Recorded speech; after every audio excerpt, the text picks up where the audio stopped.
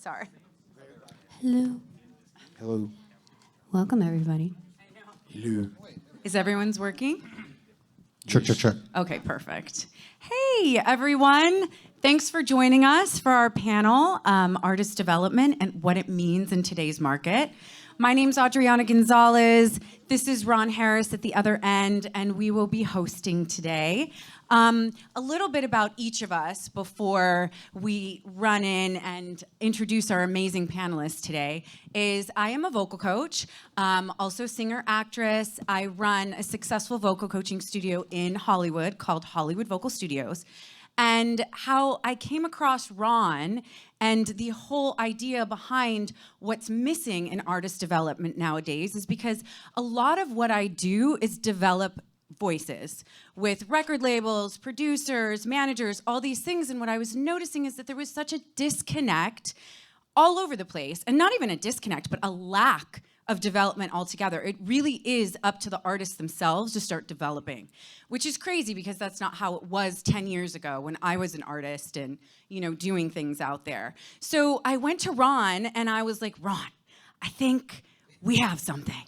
I think we need to start a program in Los Angeles that completely caters to artists and developing them.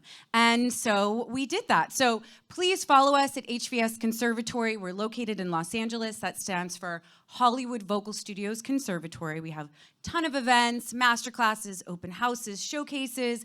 Nikki Flores actually performed at our last showcase, and she was amazing.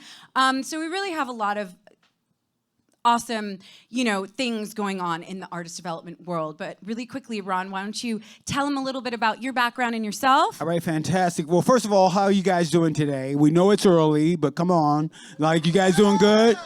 First, as musicians and writers, give yourselves a round of applause for showing up at 11:30. Because we know what a big deal that is. So my name is Ron Harris. I'm a record producer, songwriter. I produce Christina Aguilera, Fergie, some other artists. But I also did A&R for Epic Records and Sony Music. And so when we talk to you guys, we're going to kind of give you some of those perspectives so that you can hear what we look for in different perspectives about artist development. I don't want to take up a lot of time because it's not about me, it's about them and you guys getting the information and the knowledge. So we're going to move on, if that's okay with you guys, and kind of get to it. Right? And then just really quickly, the last 15 minutes, we will open it up to the floor so you can ask them all the questions you'd like. So please don't repeat the same question, otherwise I will pass you. I'm sorry, I don't mean to be mean, but in the interest of time, we only have 60 minutes, okay? So make sure that you're keeping track of the questions and stuff. And then also, really, really quickly, we have a newsletter sign up at the back of the room. If you want to, be a part of our community, our music community, please put your name down over there before you leave. All right. Great. All right, so what we're going to do is we're going to quickly introduce our panel so you'll know what their backgrounds are, and then we're going to get to some questions and hopefully help you out. So first up, another good friend of mine. No, that's you. So I want to call it Andrea. I know. I want to say Andrea, who's right here, Torchia, right here, raise your hand. So she's a dynamic powerhouse in the music industry, currently serving as head of publishing and creative at Champagne Therapy Music Group, who the writers of that is Tommy Brown, who's written for all of the Ariana Grande stuff. So you guys know what the background is. She's held senior positions at renowned companies, including Universal Music, Zamba Music, Jive Records, David Foster's label. See, that wasn't on there, but I had to drop that in there. Let me see, Bay Station Media and Avex International, where she signed Grammy-nominated writer-producers and facilitated impactful collaborations. Her expertise extends to consulting for EEE and ABS CBN, guiding emerging artists and curating chart-topping tracks. How about a round of applause for the wonderful Andrea? Thank you, Andrea, for being here today. I know it was a long drive from Los Angeles. Next up is Nikki Flores at the end, the lovely Nikki. She is a 2-time Grammy-nominated singer, songwriter, producer, and musician. She's been signed to practically all the major record labels and is well known in the industry for her, like everyone. And she is well known in the industry for her powerful, emotive voice, her ability to craft lyrics that touch people across every spectrum, and her seasoned instincts for vocal production. Some of her recent releases include Nas, Zayn, JoJo, David Guetta, Christina Aguilera, and her own debut album, Luna's Room, which is absolutely gorgeous. Please give a round of applause to Nikki. Yeah. All right, and last up, this is a duo. So this is MunnyCat, right? And so MunnyCat, they're consisting of Khalid and Kate. I like to say Kate 08, because that's, when I just see Kate, that's not right for me. So as a singer-songwriter, music producer duo, they have composed and been featured in over 500 films, TV shows, and commercials. They are also known for their award-winning independent film company, Tabara, am I saying that right? Tabara Productions, that creates short films, branded content, and music videos. You can find MunnyCat on all the streamers and YouTube. Thanks for joining our panel today, guys. Put your hands up. Give them a round of applause. Thank you for coming. All right, so you guys ready? We're going to get to it. All right, we're excited, right? Does that work? I know Michael K up here with these French fries. Yeah. He's killing us, man. Yeah. I mean, I'm sure I love everybody. it. Smells so good. Next time you come in, you have to have a fry for everyone in the room. If not, we know the rule. Don't bring it in. All right. So, Nikki, I have a question for you. Shoot. Right now, Nikki's fantastic. I've known her since she was 15 years old, and she knows I love her dearly. So, how about? Here's the question: what do you write? Like, what kind of stuff do you write? Ooh, well, I write music, first of all. I like to think of myself as a songwriter and musician and producer that likes to stay as true and close to your authentic and genuine story as possible, whether that's writing for myself or whether that's writing for another artist. I really believe in the alchemy and power of songs as a healing modality. And I think that that's something that we're not as focused on in today's market as I wish we were. I think we have a lot more power than we realize we do. So that's my position. Okay. Yeah. All right. Pretty good. All right. Oh, I'm next. Sorry. You're like, oh, wait, I forgot. I'm going to ask you a question. I'm next. Are we asking Nikki again? You can ask whoever Anyone. you choose. Okay. I Yeah. just wasn't sure what the order was. This one's for Andrea. Andrea, what do you look for when signing someone? Oh, I was going to ask that question. I took it from you. I was going to ask that question. An artist or a songwriter or which one? Can you tell us both? Because I'm sure we have artists and songwriters in the room, correct? Everyone? Raise your hand hand. if you're a songwriter. Raise your hand if you're an artist and a songwriter. See? Yeah. See, Okay. there we go. Yeah. We answered that question quick, right? Fantastic. When I would say a lot of it is a feeling first on the music. Something that makes me feel something when I'm listening to it. Somebody that, understands song arrangement for like a songwriter, that really helps if I know when I'm in the chorus. I don't like to guess, like, oh, is that the chorus? Right. Is this the chorus? And, I cross for both songwriters and artists. Somebody super driven, somebody who knows who they are, somebody who has a plan for themselves. As an artist, I want you to be able to tell me, like, who you are, who your audience is, whose audience do you want, who are your biggest influences, what is your brand? Now, of course, when I sign somebody, I help you develop all those things, but you have to know who you are. No longer, look, I'm in a different generation. I do not love TikTok. But because that is just the way that it is now, you can be signed to a label. They can run ads. They can spend all kinds of money. You can have PR. But if you don't know how to work social media and you don't know how to figure out how to market your song and, what do I say, like, feed that algorithm, I mean, I feel bad for y'all, to be honest, because it was not like that before. But, so yeah, I would just say for an artist, knowing who you are, being willing. I always say, like, I will ask you to bend, I will never ask you to break. So I don't want an artist coming like, I'll do anything you say. And, you know, like, that's means you don't really know who you are. But then an artist or even a writer who, you know, are not willing to bend and be open to, like, hey, I really love this song, however, kind of lyrically it makes no sense. Or maybe you should recut the vocal because you're completely off key, whatever it is. But that's a long-winded answer, but that's sort of. No, thank you so much. Yeah. But you know what? And just to give a follow-up for you guys, right? So if you're looking, because so many people are always looking for record deals, right? So they think, oh my gosh, I want to go to that label. That's the label for me. Oh, I'm signed there. I met with the A&R person. They've got a lot of money. Yeah, I'm going to sign that deal. So as artists, I'm going to just share with you what you should look for. One of the things, if the label wants you, you should look for a roadmap. They should be able to lay out a roadmap to your success. Doesn't mean that it'll always happen, but that's the vision you want, right? So you have to have the right A&R person that gets behind you. You don't want to sign a deal to just sign a deal, because then you'll be just sitting there doing nothing, wondering why it didn't happen. And there are ways, do they get their vision? Do they love you more than you love you? Because that's a good A&R person. A good A&R person is going to think about your music when they're working out, when they're just going out on a date, when they're doing whatever. So that's what you want. You want somebody who can show you a roadmap. So thank you. So I got a question from MunnyCat, right?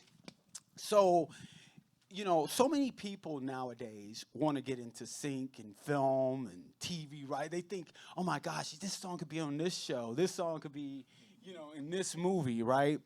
And I think that it's changed now. And now you have to have a persona in order to get yourself in these projects. So can you just elaborate on what's your persona? How did you come by it? How did you get into sync? Just, you know, if you can just give them an idea of that, that would be fantastic. Okay. Hi. So I feel that our place in this panel is to represent the super, super independent DIY artist. We love the sync world, and we got into it because we found that the sync rooms, when we would come to conferences like this, celebrated our weirdness in a way that I felt we would go to other rooms and they would be like, who are you writing this song for? And we're like, me. I'm the artist. And they're like, Demi Lovato's never going to cut this. And I'm like, no shit. Like, it's for us. And so, like, it felt like we didn't have to conform in the sync rooms. It was much more weird stuff, super fun, kind of slaps. I can't use it right now, but I'm going to hold on to it because it's awesome and I like it. And I like you. And then we made friends. Eventually, a project will come around, and then they can use your song. But it's more, it's felt really empowering to us, where we can lean into our artistry through celebrating sync music, you know? I think there's like a really big, when we hang out with other people or we write with other friends and they're like, yeah, let's write a sync song. And it's like, I think there's a big misunderstanding about that stuff, in my opinion. I'm just a dude, right? But I think what he's talking about, this persona idea, right? You lose a lot of the value of a song if it's just, here's just a song. There's no story. There's no artist behind it. So you may be able to sell it. Like you can, you know, if you have, I have friends that make a bunch of money on stock music. I'm not saying something wrong with it. This is an art development panel, so we're not going to talk about that, right? If a music supervisor has 10 songs and they're all from stock music or from this and that, blah, blah, blah, there's a cap on how much they're going to pay for that. But if they look at it and they say, who's this? MunnyCat. Oh, I heard they're married. Oh, they make their own music videos. And oh, they did this, that. They moved out from Ohio. Isn't that really cool? And this song's about drug dealing, but it sounds like it could work in my Snickers commercial or something. You know what I mean? Like, they have a story, and as everybody knows, everything boils down to the story. Like you're talking about, like, what is the point of this song? So theoretically, some of the best songs that ever worked in sync, they weren't written for sync. Carole King wasn't writing songs for sync. She was writing songs that were universal, and they came through her experiences, and that resonated with somebody, and it worked. So that idea of a persona, I think, is you should develop an artist. And I get annoyed when people are like, oh, that's my sync project. Right. And they, like, disassociate and they nothing wrong with this. Everyone's got their own thing. I'm not yucking on your yum. I don't mean to, but that's just for our advice. We're just sharing what we think. I believe it is possible to thread the needle and make sync stuff that pays you that is also super authentic to you. Well, just a little quick follow-up, and it's something that you said that is fantastic, right?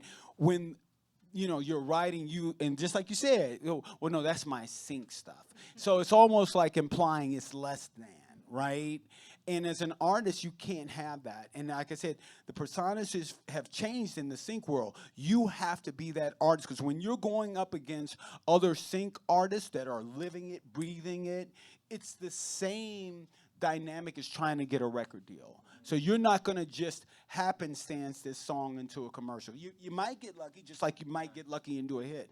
But you're going up against sync artists and real sync artists. And real sync artists, they all have personas, and they all know the others that are out there. So, yeah, that's cool. Thank you guys for that, So my next question is for Nikki. You produce a lot of artists, and you have no-name people coming up to you all the time asking for productions. How do you decide who to produce, who to put your energy towards? I mean, it's important. There was a long time where I didn't realize that there was a capacity to my mental bandwidth, and you can only say yes to so much, But once I really I worked on my discernment, and that just comes from a gut instinct and just meeting someone, and whether that's, I respect their hustle, I respect how much they've reached out to me and how persistent and consistent they were, and that they respect my time, they value my time, and whether that's, yeah. Get it? I got stuck. Come on. Well, I got Sorry. you. I got you. Come on, Nick. So I guess it really comes down to just the gut instinct and whether I believe in the project or not. Sometimes it's hard because when people play me something that I personally wouldn't enjoy or listen to or sign or whatever, I don't know what to say in that situation, because I don't want to put a situation in people's mind where they are going to pursue this and spend money on this and spend all of their time and energy on this if I really don't see it for them. So yeah, being decisive in that way, knowing what's going to be worth your time, and if it's something that really resonates in your soul, that's it for me, I guess. So is there a ticket price? Like, is someone, if they came to you and they were like, I'll give you that's a whole different conversation. $100,000. No, that's a different conversation. I mean, if there's a good budget involved and I have the time to do it, I mean, obviously we need to make money in the industry. And the fact that we're not making money as songwriters and producers as much as we used to is a whole separate conversation that we should and could be having on a different day. So yeah, there's definitely a market for me to be working with independent artists that have a budget to work with people like me. Yeah. But I think you would still ultimately need to believe in it. Yeah, 100%.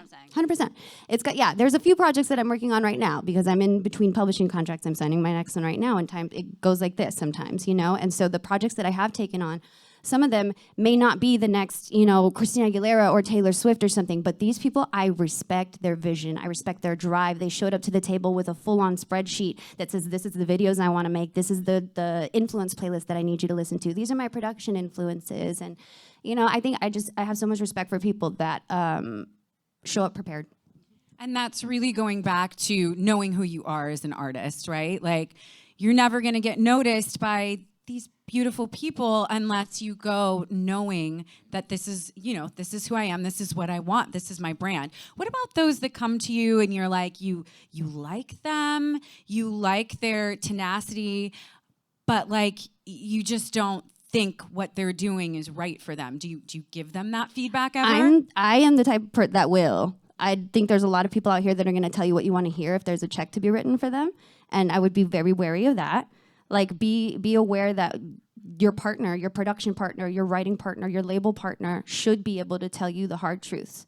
Be prepared for that. Be open-minded to those kind of things, and be wary of people that are like, oh yeah, of course, do you, I got you. I think you want to have a partner at the end of the day that can help shape where you're going, Amazing. No, that's good. I'm just follow up on a couple of things, really, that's important, I think, for future producers out there, because so often you know, you will get projects, you know, paid projects that come to you. And she said something very, very important. You still have to believe in it. Now, me and my buddies, my producer buddies, we use this here. Some money costs you too much money, right?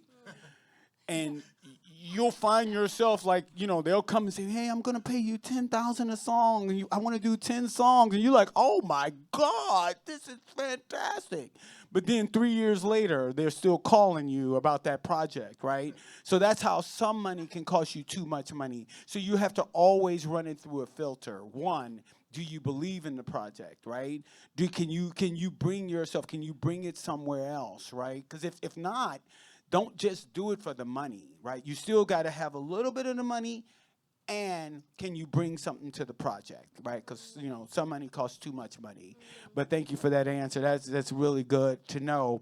And just so you guys know, as a producer, and this is talking to the producers, and like I said, you got to know that you can bring something to it. Now, when I met Nikki, she was 15, and they sent me, her manager, who I had known, sent me a CD.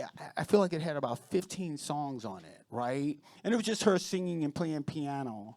And he goes, hey, man, I want you to work with her. And I listened to all of them, and I called him back, and I said, dude, I don't know what you want me to do with this. I mean, she's got the thing already, you know, because I didn't feel as though I could bring anything to it because she was there. The song structure was there at 15. So you can't be afraid to go, I don't know.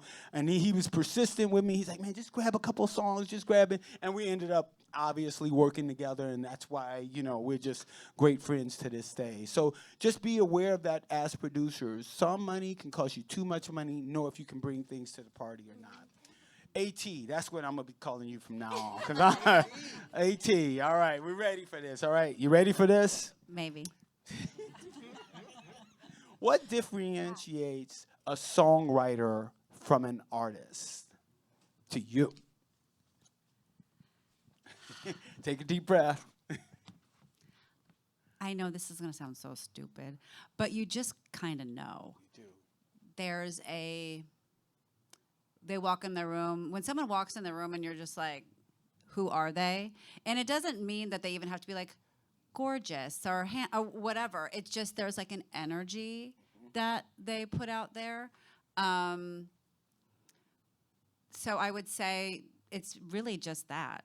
It's not like a looks thing. And I think it is somebody who comes in and says, like, I'm this, I'm that, and this is what I want. They have more of a plan. They're not just like, I love writing songs, and I want my music out there. And so I just feel like you just know when they walk in. And you know what? It's so funny because it seems like a simple answer, and you see her kind of like, oh, God, how do I answer this, right? Because that is what it is. So just to say the term, the way we use it is like if someone walks in the room, two things happen. Either they walk in and they look who's in the room, or the whole room turns around and looks at them. And that's how we know if we want that artist or not. If it doesn't work like that, I can't touch it. Right? Because if you got to talk people into it, no, they're a really good singer. No, you like them. Like, they've written over 250,000 songs, you know. They're self-sufficient. Then you got to just keep talking people into it. But A&R people who look for artists, they go, yeah, but what happens when they walk in the room? And like she said, they ain't got to be the prettiest. They don't have to sound the best. The room just has to look at them. And trust me, there are some people out there that it happened for, that are right in here right now. So, all right, I'm going to kick it over there to you. So this question is for MunnyCat. Tell us about your videography and how that is part of is it part of your brand? Is it like a different company altogether?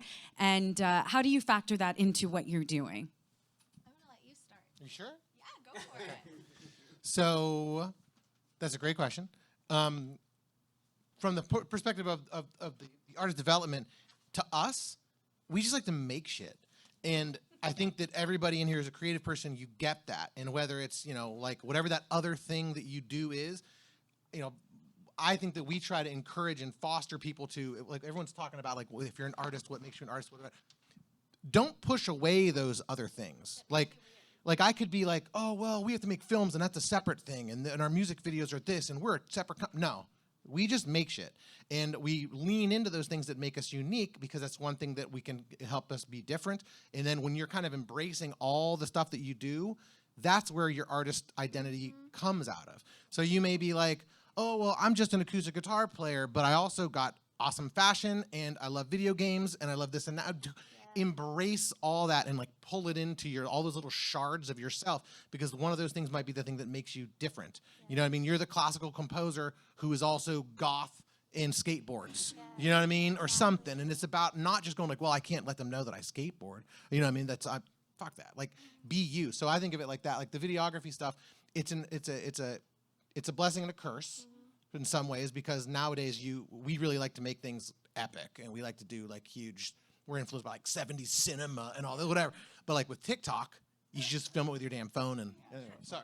What do you think? I also think that for us, and I think that this also can work for everybody else, like that artist development, our video stuff helps us because we are the ones making our music videos too. Many times they are elaborate selfies. Very elaborate selfies. Sometimes we'll get friends involved. But a lot of our press photos are DIY as hell. And that really, if it is running through you and reaching the other side relatively as untouched as possible by other hands, that is your artist identity. Like it easily, quickly becomes that. And so for you, if it's not video, it might be poetry. It might be books. It could be video games. It could be fonts. I really love fonts, or like web design, you know, like whatever you can contribute additionally using like your secret power, your like other interests. It just like embracing it and incorporating it into your music, even if it's different than Gracie Abrams, whose fans you're trying to get. Like, you know, like kind of leaning into those things that make you weird, that make you special. That is ultimately what's going to help develop you as an artist. And that's, I think, why we love video so much. Great. See, really cool answer. Now, one of the things I want to, this side note really quick, I am all about female empowerment of producers and songwriters. And just so we're clear, these are two of the dopest producers. They're not just up here just being writers. Now they can get the shit done from A to Z, period. So I just thought I'd just throw that out there because I want to acknowledge that, because I know how hard you guys work on that. Thank you, Ron. That's very sweet. So a question for you, Nikki. So I know you've done so many artists, so many songs. So here it is, two-part. Tell me the one song that you thought was going to do something that never did anything, right? That you, oh my God, this is the best shit I've ever done. Versus the one that you go, huh, what? That one? And that one is on the record? What? No, but I got, yeah. There's no way to know. There's no way to know. And that is a lesson in itself, that the day that you're sitting in that room and you showed up, whether you had a shitty day, whether you just got a relationship, whether you had the best day of your life, what you write that day, you have no idea how that might potentially affect people in the future if that comes out to the world. So that's just been mind-blowing in itself, to just see where those things go and who sends you a DM and says, this song changed my life, or this song, I got married to this, or whatever. So yeah, song that I thought was gonna do something that didn't do nothing, I thought I was so cool. I was working with Zayn and got to write on his last project and wrote a song called Unfuckwithable. That is a very funny title. I would have never written something like that for myself, but somebody said that word in the room, in the lobby before we started the session, and I was like, that's a vibe. And so I wrote this really just self-empowerment, kind of cocky, like just self-love song, and he ended up taking the record. Tenji loved it for him, and it really gave me this kind of sense of empowerment, like, damn, if I could write something like that, maybe I do feel like that about myself, you know what I mean? So I really felt like once this comes out to the world, this is gonna change people's lives, it's gonna make people, and it was an album cut. And we know nowadays the album cuts don't do that much. It didn't stream as much as I thought it would, but that's okay. At the end of the day, I was, obviously so grateful every time we get an amazing cut like that, and to work with an artist like Zayn, who I'm a big fan of anyways, was so cool. The other one, a song that I just kind of shat out one day and had no idea what was gonna happen. It was a song that I wrote called Golden Touch over this really kind of old, early 2000s sounding, even 90s kind of pop beat thing that was first some K-pop stuff. And I was like, okay, whatever, this is fine. It was a fun little bop. Walked away. That's been one of the biggest selling songs of my career in Japan. So it's like, you have no idea what's gonna end up happening. Recouped my whole deal on a sync license. So I'm just like, are you kidding me? You know? So go into it with good intentions every time is the lesson. Yeah. I love that. Love that. This one's for Andrea. What name artists have you signed, developed, and worked with? Yeah, artists. Social House is one of them.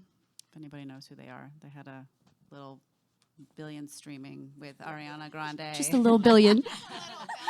And then I'm working a lot with independent artists. So one artist that I'm working that I love a lot. I signed them actually when I was at BMG. No, I wasn't at BMG. I was at AVEX. They were a duo group called The Attire. So LA Reid signed them, and then that didn't work out. So then AVEX signed them, and then we all got let go when they were recording. And then BMG signed them. And then the singer of the duo group, named Greg Schilling, he decided, you know what, I've always wanted to be a solo artist. Nikki's actually worked with him before. He's amazing. He's like he's bringing yacht rock back, but it's like yacht pop. And then I'm working. So wait, what is yacht rock? Oh, girl, we'll talk Girl, about what it. is yacht rock? What is this? Like, do gotta I watch have to that. be on a yacht to like be listening You to should it? be. Ah, There's a video. There's a documentary on Netflix. I saw the screening at the Grammy Museum, and I was like crying. Yeah. Like singing. It's like Toto. It's It's like Honos, all the it's songs like from the Christopher 80s, Cross. Like everything. 70s, You're like, yeah. oh my God, I live Yeah. for this. And then I'm working with a young girl named Kira Fields, who I've actually known her since she was 2. And she's just a little ball of positivity and love. And, you know, her messaging is all about, like, love and, like, being girly and being, like... So she's actually... I signed her to Champagne Therapy.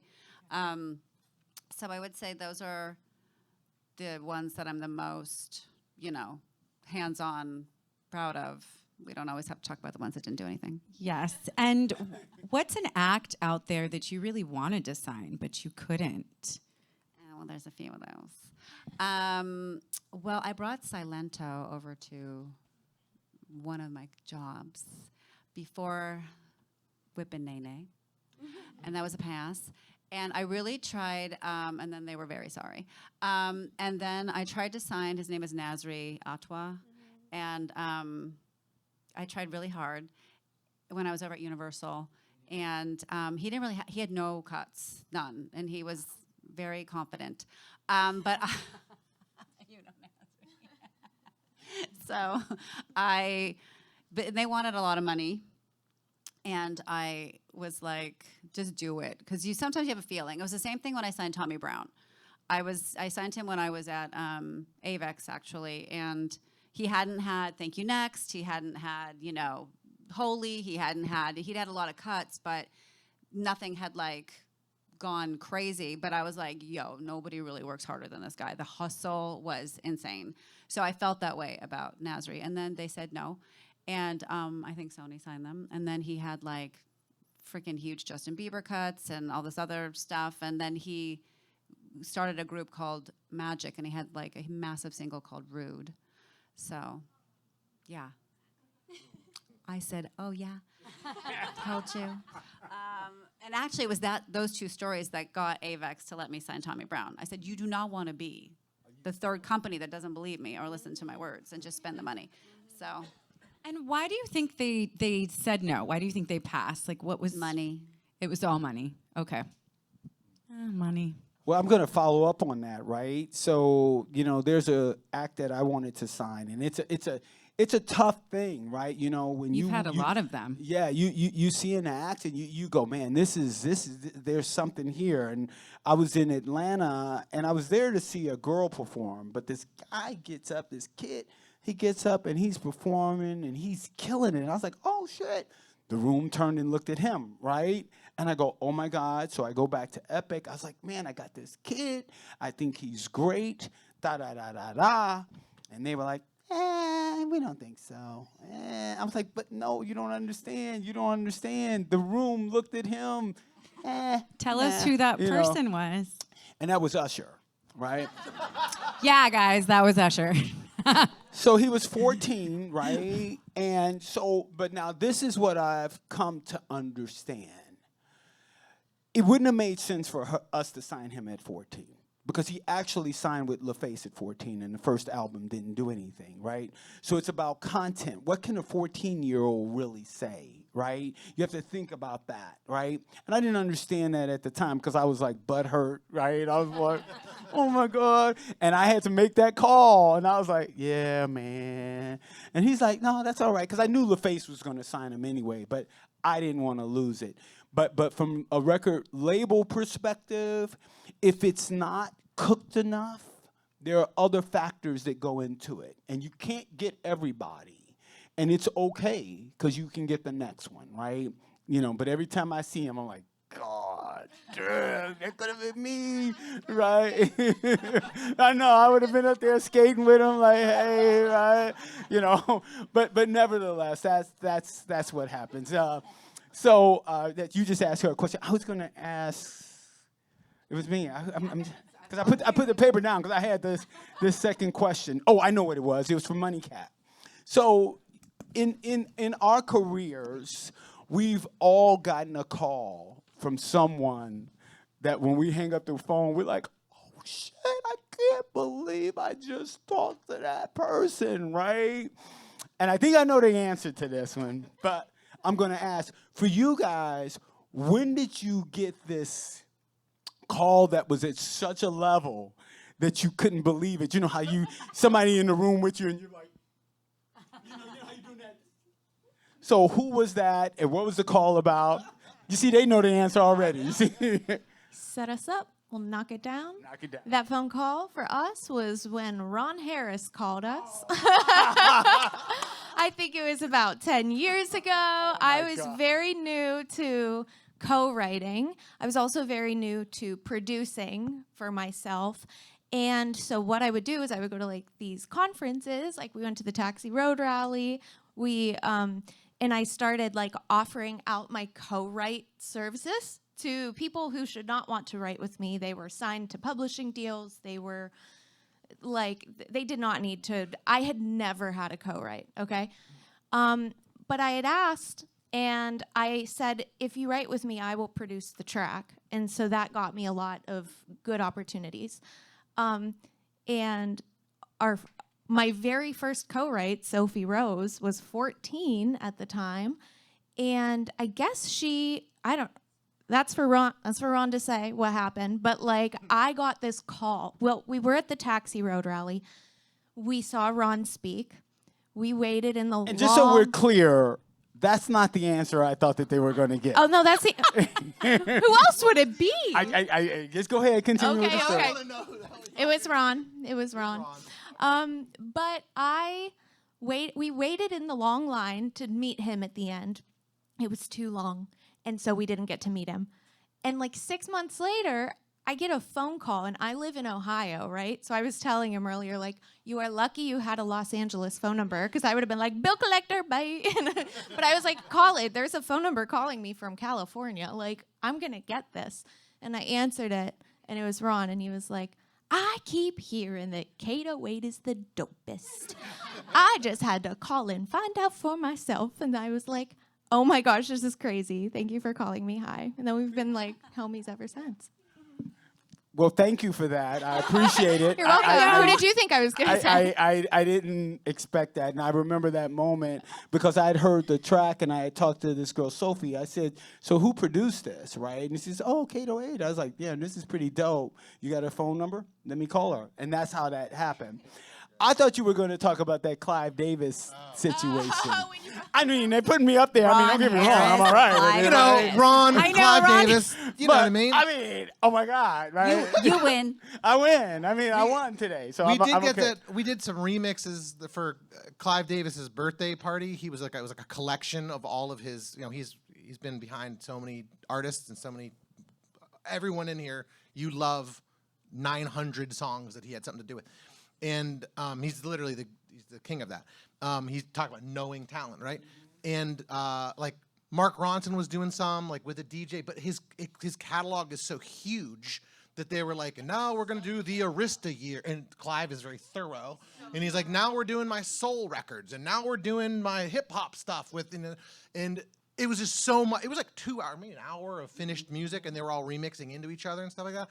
And so it was like coming up that week, and they sent us like the stems that it was literally like a privilege. Like one of the coolest moments of my life was just getting to have these stems. Like we're listening to Janice broken into stems. We're listening to Whitney. Hearing Whitney sing in the booth on I Want to Dance with Somebody in like the change in her pocket. Like it was like surreal, the Kinks. Like we had all these tracks, and so we basically got to like kind of epic some together. What's his name? Mark Ronson needed help. Mark Ronson needed help. So they called us. I don't know how that. So it was an honor, and it was really, really cool because my friend calls me and he's like, "What are you doing?" I'm like, "Oh, I'm just doing stuff." He's like, "Okay, Clive's calling you." I'm like, Clive who? He's like, "Clive Davis." I'm like, "Get the fuck out. Like, you're lying." And he's like, "Hello, this is Clive." And I was like, "Oh my God."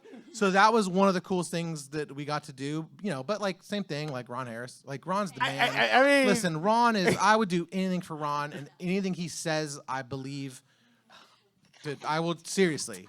But yeah. dang. I know. I am like blushing in And all you should of my be. And you should be. blushingness. I mean, I It's the remembered truth. his Clive Davis story, and it wasn't even #1 for him. I'm like, damn. We were both thinking, because that was an important moment in our lives. Okay, I Because appreciate we were just living in this like $350 apartment, and we had 2 computers, and she would work on music all day, and I'd work on music all day, and talk about when you think you can't add something. Her original project with K-8, like I had a rock band and she had a thing, and people, because I'm a guy and I produce music too, but they'd be like, "So what's that snare sound you used on Kid?" And I'm like, I didn't do that. Like, I don't even know what you're talking about. I liked her music so much that we actually started a separate project because I didn't think I could offer anything to K-8. Like her solo stuff, I went, I'm just gonna, you don't need me. I love this stuff. I love these records are fantastic. So we started a side project that was different than both of our projects that we thought, oh, well, it's fun working together. Let's work together. But yeah. Awesome. So Thank you you. don't want to add something. Thank you, guys. I'm going to have one more question for Nikki, and then we're going to open it up to the audience. So please raise your hand if you have a question, and Ron and I are going to walk up to you and hand you the microphone. But one more question for Nikki is, how do you decide what to write for you? How do you juggle writing for yourself and writing for so many other artists? Like, how do you do it? I love this question. It took me a really, really long time, and going through the rounds of the writer circles and being thrown into so many different rooms by my publishers to realize that the root is the same.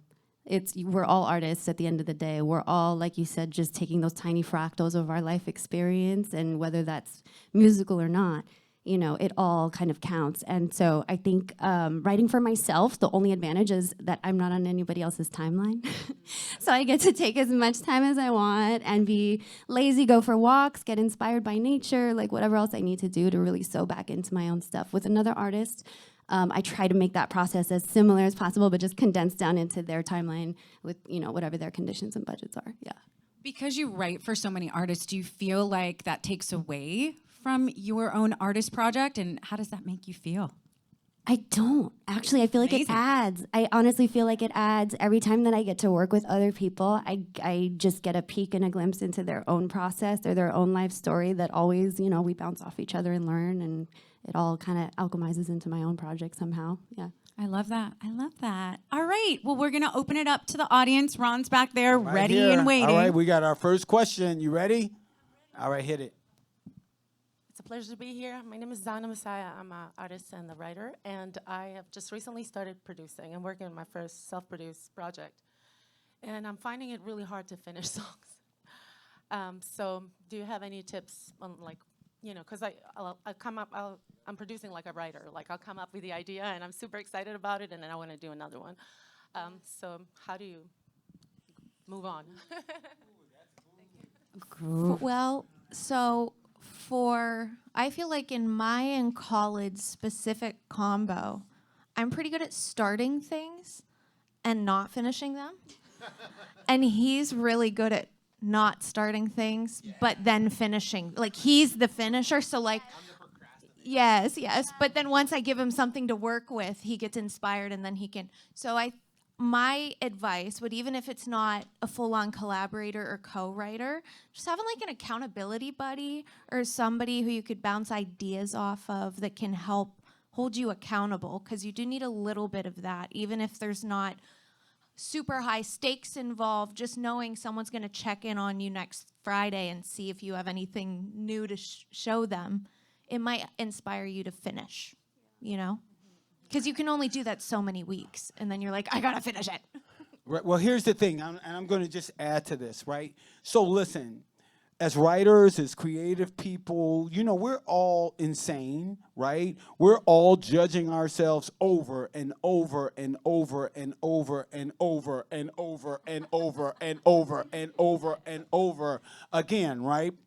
If we finish it, then that makes us think something different about ourselves, right? So as long as we don't finish, we get to say, well, you know, it's not done yet. Work in progress. Right? Well, you know, I'm going to add something to the bridge. You know what I'm saying? Now, I'm not saying this you guys. I'm just saying what has happened for me. I don't know anybody else, right? Well, you know, I'm going to add some live drums, right? So that's not going to work. So how do you try and get closer to your dream? Become a finisher. Not a starter. It doesn't matter, right? It's like, you know, like in baseball, they bring in the relief pitcher because they're the closers, right? And they get paid a lot of money. So you have to discipline yourself with a goal, because if you don't finish, all you're doing is adding to your repertoire of, well, you know, I'm going to add a bridge to that. I'm going to add it. And you keep doing that. You're training yourselves over and over again to have those excuses, so that when you get in front of us, you know what we hate to hear? Hey, I'm going to finish, you know, and then, because we're like, what the hell are you planning for us for?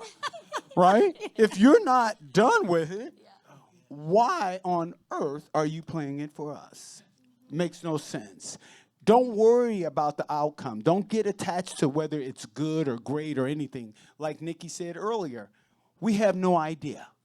Just learn to finish and put a bow on it, and that's that. So, all right, this young man right here, Parker, you got a question? Thank you.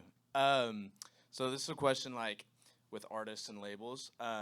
As like an independent artist who's like trying to, like who's building their catalog and building a following, because I've heard advice both ways. Would you wait for people to reach out to you, like a label to reach out to you, or to what extent are you, like, do you recommend reaching out and sending a ton of emails and being persistent? Are you posting a lot? Yes. Eventually they will come and they will show up in your DMs. Okay. That's when you want to do a deal. Don't ever do a deal when you have to, because then they're going to give you like no money, no budget, and you're going to be like, why the heck did I sign this deal? Good. Hi, I'm Legacy. I'm an artist. I was wondering, how do I know whether or not it's best for me to set the goal of staying independent or signing with a label? Can I take that one? Roll with it. So I've been on 3 majors and have decided to be independent until further notice. And that's just because of the control I think that I have, and the timeline. I get to set my own timeline. I get to have my eyes on my budget and know that it's going to the creative director, the producer, the mixers, the masters that I want.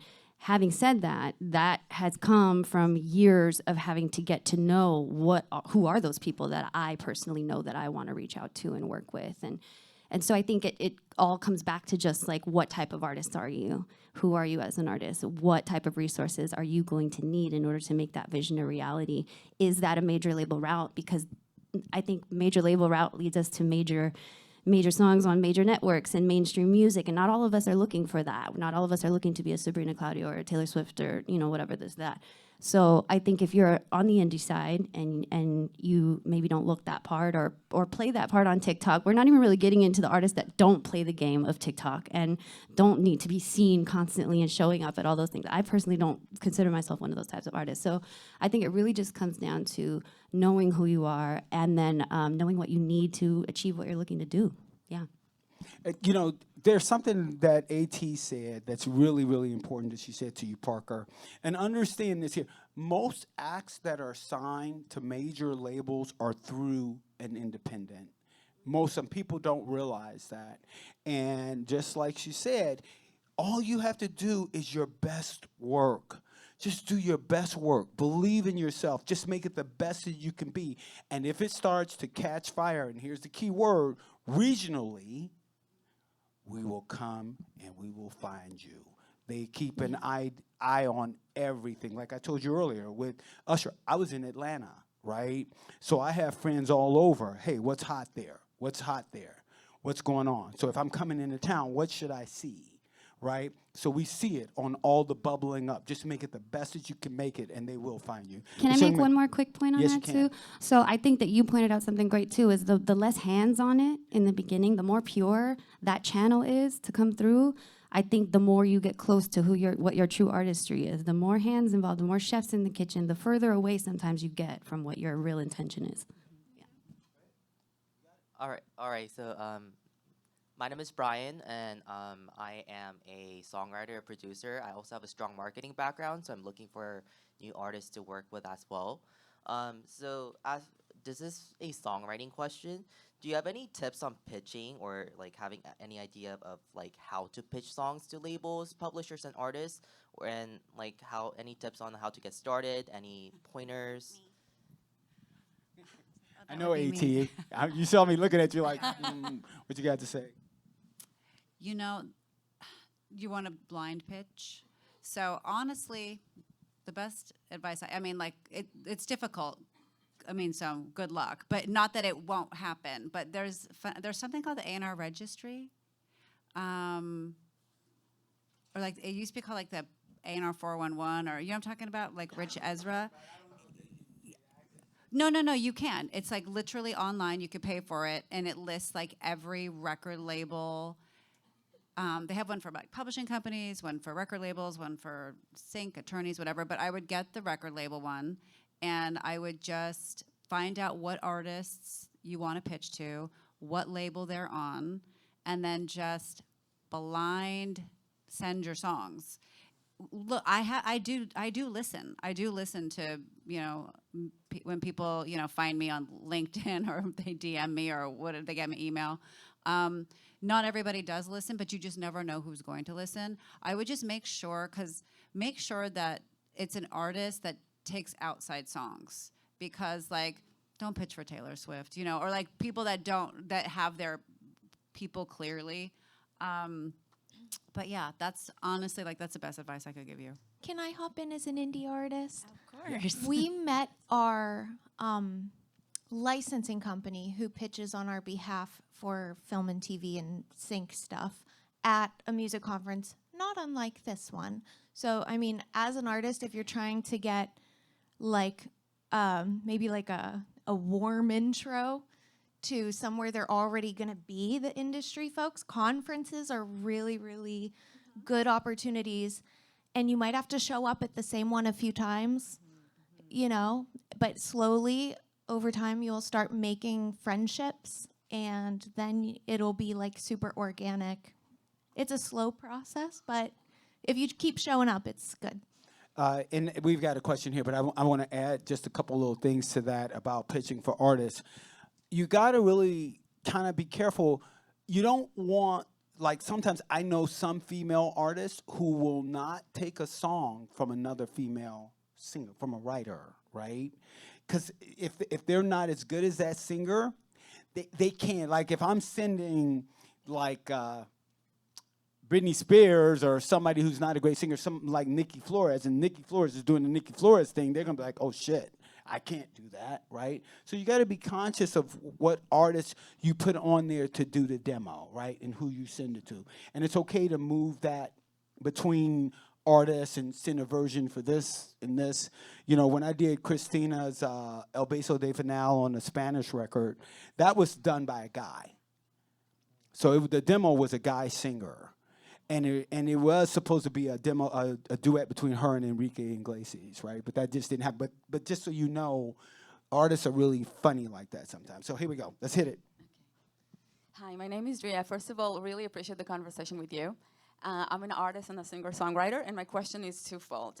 One of them is kind of tagging what you were saying earlier. As a new artist, how do you get connected to the industry? How do you find out about events? So I'd love to know that. And then a specific question for Nikki. How do you get to write for other people? Because they do write a lot of songs.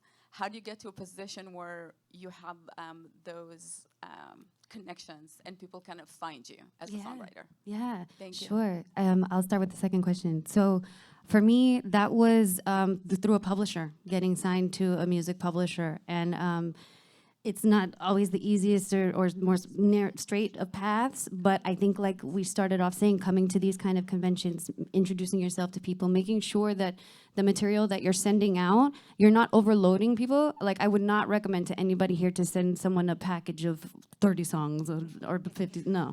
It's five tops, 5 of your best, complete, most well-represented songs of what you're able to do, maybe a range of your talents. And just make sure that every time you're showing up to those opportunities and those meetings with people that you're bringing your best foot forward. Yeah. As far as getting involved, Kali, did you have anything?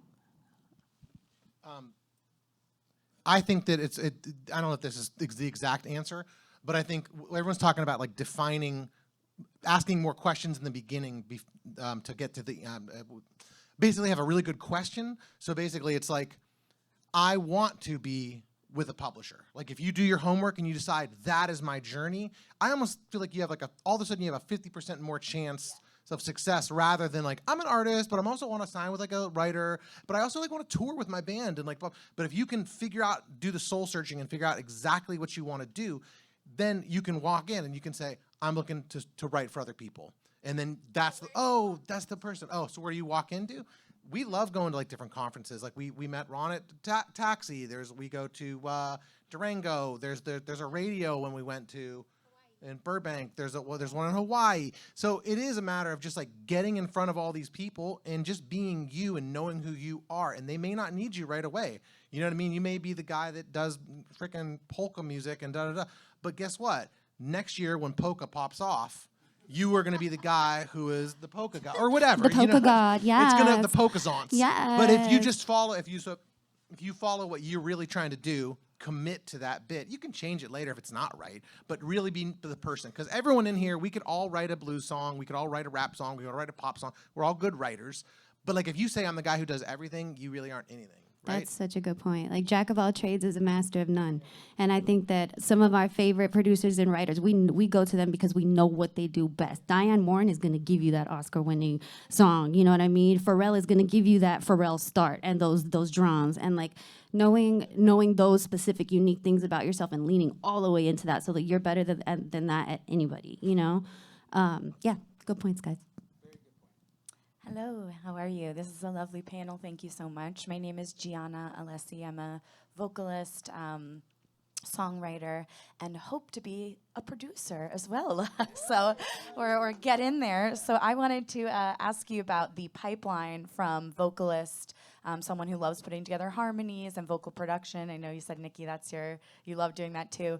But I feel sometimes, you know, as a vocalist, that going in and like making my beats and stuff and my DAW, I feel like I've kind of hit a wall.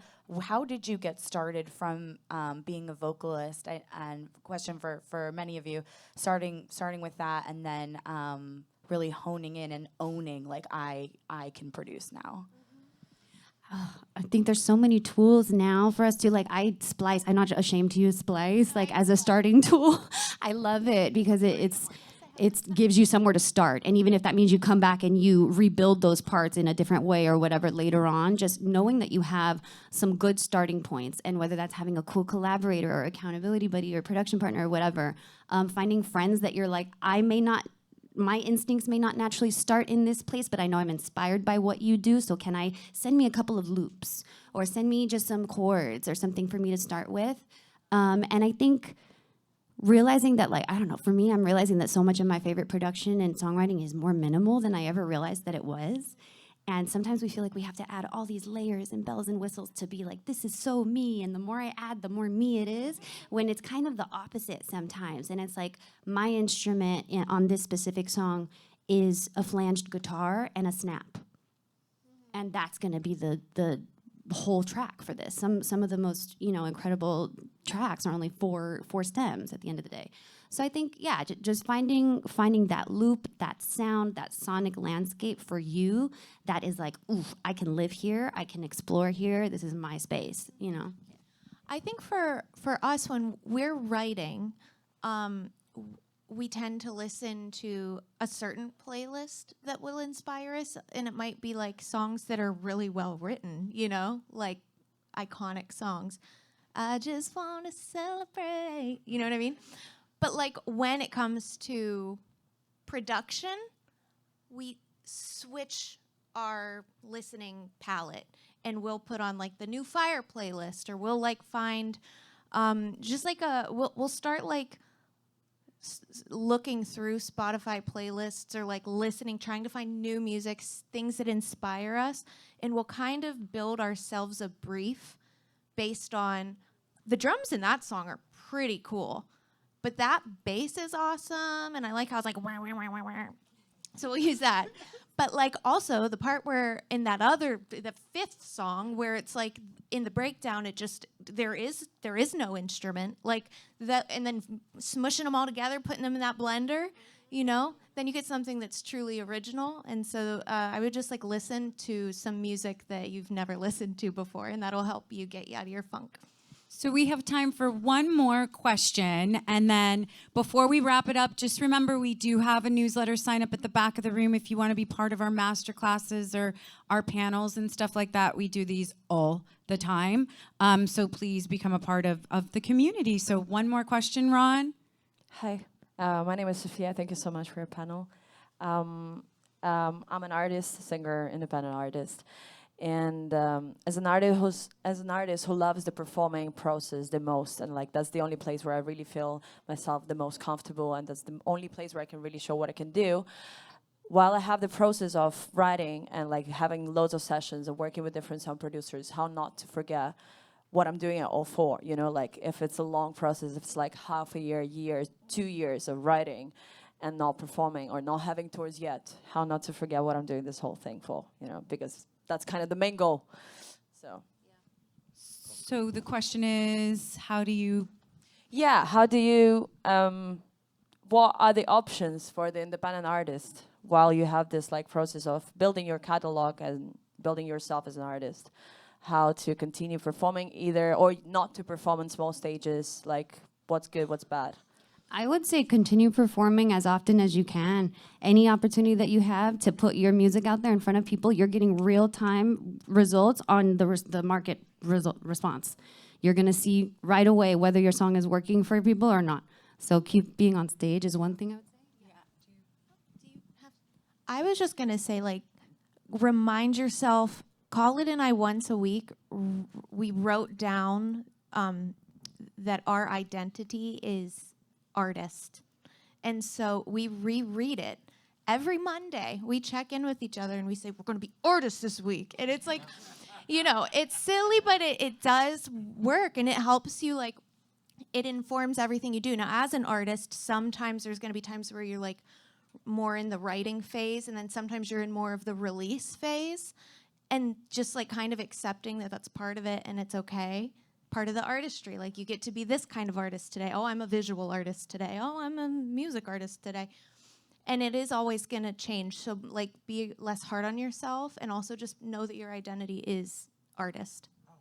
I was going to say, too, because this reminds me with the producer question.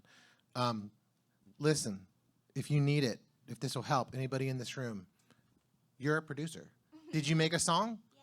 You're a producer. Congratulations, you're a producer now. You can identify as a producer. You are an artist. Congratulations. all of us up here, we dub you an artist, a producer, or whatever you need to do. Because there's we nobody. dub you. If you're all artists, you're here. Right? You're here. Where are your other friends that said they really want to make some songs, man? Exactly. Like, they're not here. You're getting out there. You're doing what you got to do. And sometimes I think that mental shift is kind of all you need, because you might be a producer who's lo-fi because you don't know how to make hi-fi yet. But that's okay. You're still a producer. Do you know what I mean? Like, we always say, like, when people call us and they want us to produce something or whatever, we're like, they'll be like, I want it to sound like this producer and this producer and this producer. I'm like, great. I can make it sound like MunnyCat. You know what I mean? And there's something valuable to that, because then when they need MunnyCat, they'll call MunnyCat. But I can't do Pharrell like Pharrell can do Pharrell. You know what I mean? So congratulations. You're all artists. You're all producers. You've been dubbed. Don't overthink it. If you made the song, it's done. You are a songwriter. You are a producer. You are an artist. You're a performer. I have something to say. Yeah. You have the energy. She got the energy. But you have that energy of when, like, somebody walks in, it's like more than just you're beautiful, but I'm like, oh, you stood up, I was like, oh, who's that? So you have the energy, so just keep at it. Okay. Well, let's give a round of applause Yes. to Come on, guys. Give it up. 808 and everyone on the panel, Nikki, Andrea, and Khalid. Khalid, that's how I pronounce it. And the other thing, we appreciate you guys coming. This is our 3rd year doing these type panels, and we look forward to them, and just keep coming back, because we try and bring something that you don't normally get from the NAMM show for writers and artists. So, Yeah. great job. Thank you. Thank you, guys.